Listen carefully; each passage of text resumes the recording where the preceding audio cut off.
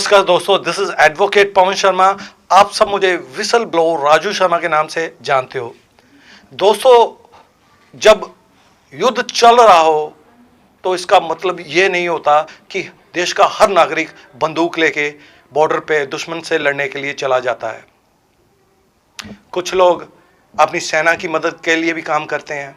कोई गोला बारूद पहुंचाता है, कोई संदेश पहुंचाता है, कोई सेना के लिए खाना बनाता है। इसी तरह महामारी के दौरान लॉकडाउन होने की वजह से काफ़ी लोगों के कारोबार ठप हो गए और लोगों ने इसे एक महामारी को युद्ध ही समझकर अपना रोल अदा किया। मेरे साथ इस समय फ्लोरेंस पब्लिक स्कूल के प्रिंसिपल मिसेस अनु जोशी जी हैं, जिन्होंने इस महामारी के दौरान जो लॉकडाउन होने की वजह से लोगों के कारोबार ठप हो गए हैं और वो अपने बच्चों की स्कूल की फ़ीस देने में असमर्थ से लग रहे हैं, उनके जज्बातों को समझते हुए अप्रैल और मई की स्कूल फ़ी माफ़ करने का फैसला लिया है। सबसे पहले मैं अनु जी आपका स्वागत करता हूँ। शुक्रिया सर, आपका भी बहुत बहुत शुक्रिया कि आप मेरे जज्बातों को समाज तक पहुंचा रहे हैं। बहुत बहुत शुक्रिया। अनु जी, आपने फ्लोरेंस पब्लिक स्कूल में तकरीबन आपके स्कूल में 2200 के करीब बच्चे पढ़ते हैं। जी सर। आपने इतना बड़ा फैसला ले लिया भी अप्रैल और मई की स्कूल की फ़ीस ना लेने का। सर, असल में मेरी सिस्टर राखी शर्मा का भी स्कूल है, सेम नेम पर ही है, जनकपुरी में।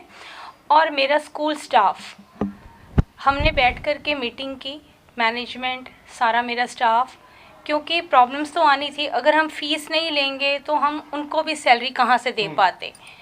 पर मैं बड़ी हैरान हुई हूँ कि समाज में इस समय भी अच्छी आत्मा वाले लोग हैं। मेरा सारा स्टाफ एकदम साथ खड़ा हो गया कि नहीं मैम, हम अपना इस समय गुरु का धर्म निभाएंगे, हम बच्चों को मुफ्त शिक्षा देंगे। तो मेरे लिए इजी हो पाया ये डिसीज़न लेना, और मेरी सिस्टर राखी शर्मा ने भी एग्री किया, तभी हो पाया। मेरा नाम महक है, मैं फ्लोरेंस पब्लिक स्कूल की टीचर हूँ। जैसे भी हूँ मैं मैम के साथ हूँ। मेरा नाम सुखप्रीत कौर है, मैं फ्लोरेंस पब्लिक स्कूल की सीनियर एचओटी हूँ और मैं पिछले 5 साल से इसी स्कूल में काम कर रही हूँ।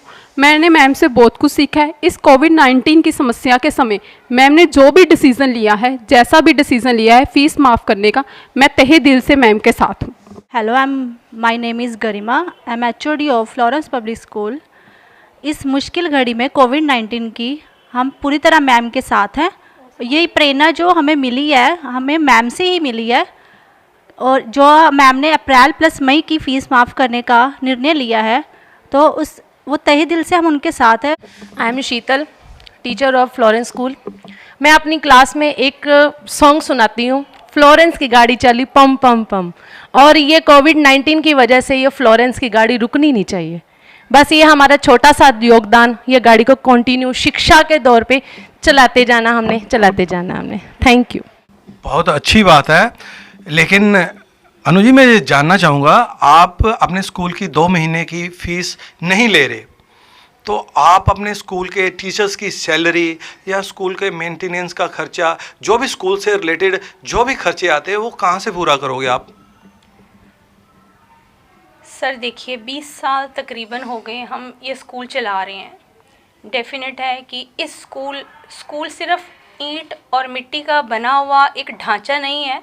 स्कूल का मतलब है मेरे अपने बच्चे जो इस स्कूल में पढ़ रहे हैं, वो जब तक स्कूल टाइम है तब तक उनकी मैं माँ हूँ। और मेरे को इस बात का बहुत गर्व है कि मैं अनगिनत बच्चों की माँ बनने का सौभाग्य मुझे मिला है जीवन में।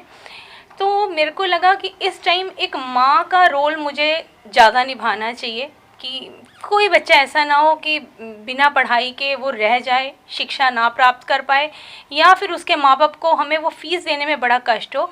तो अभी तक जितना कमाया है वो भी इन्हीं की वजह से ही था। तो बस हौसला आ गया और साथी मिल गए तो हौसला दुगना हो गया, कर पाए सब कुछ। ठीक है, साथी मिल गए, हौसला दोगुना हो गया।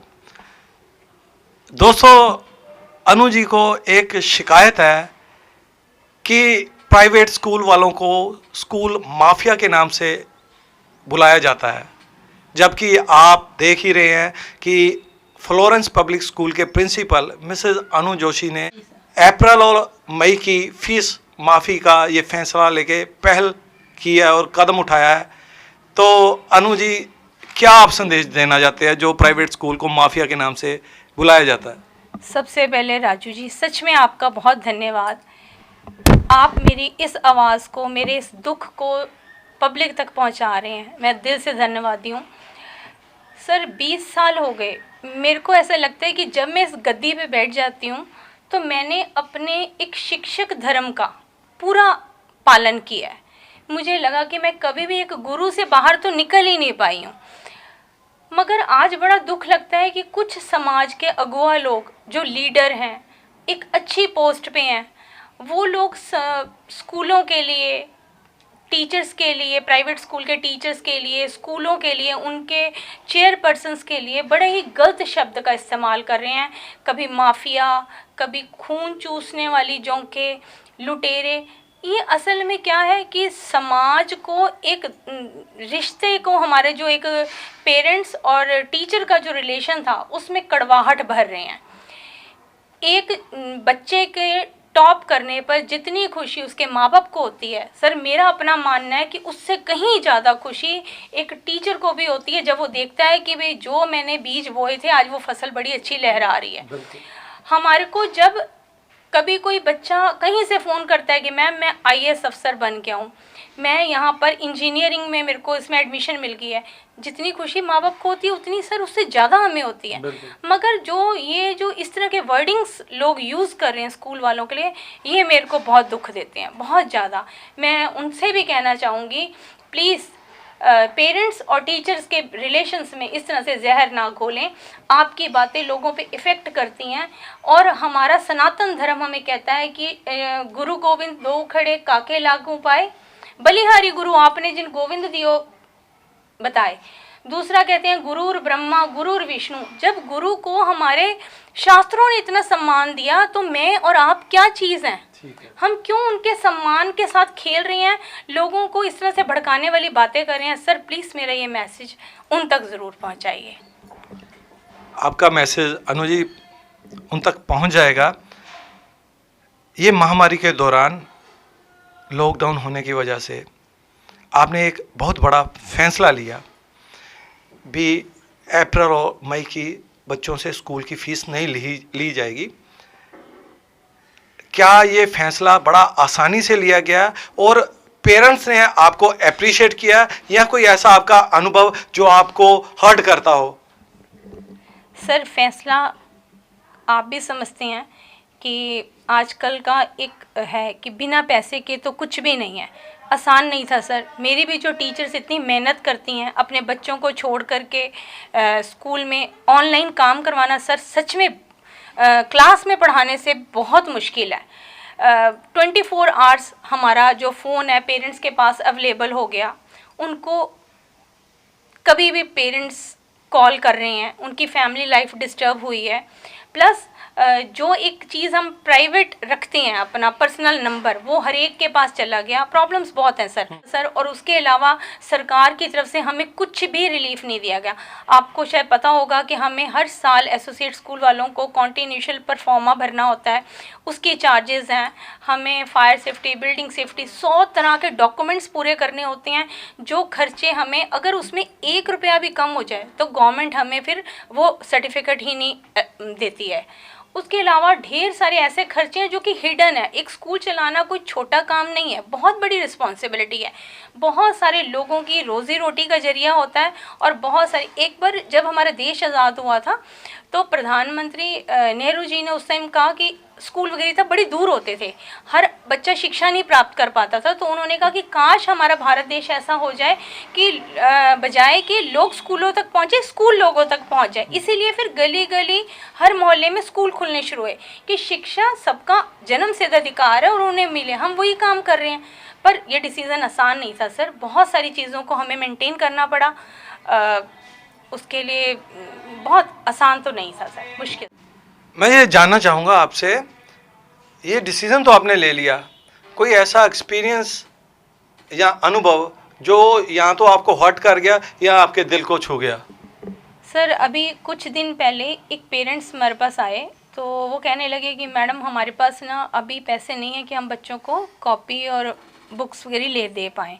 तो मैंने कहा कि प्लीज़ आप कोशिश कीजिए, हमारी तरफ से तो पूरी कोशिश है कि, उन्होंने कहा मैडम आप ही करिए। मैंने कहा हमारी तो कोशिश है कि हम बच्चों के सिर पे अभी कोई बर्डन ना डालें पेरेंट्स पे, आप उनको पढ़वा पाएँ, आप पुरानी कॉपियाँ पे कर लीजिए काम, पुरानी बुक्स पे कर लीजिए।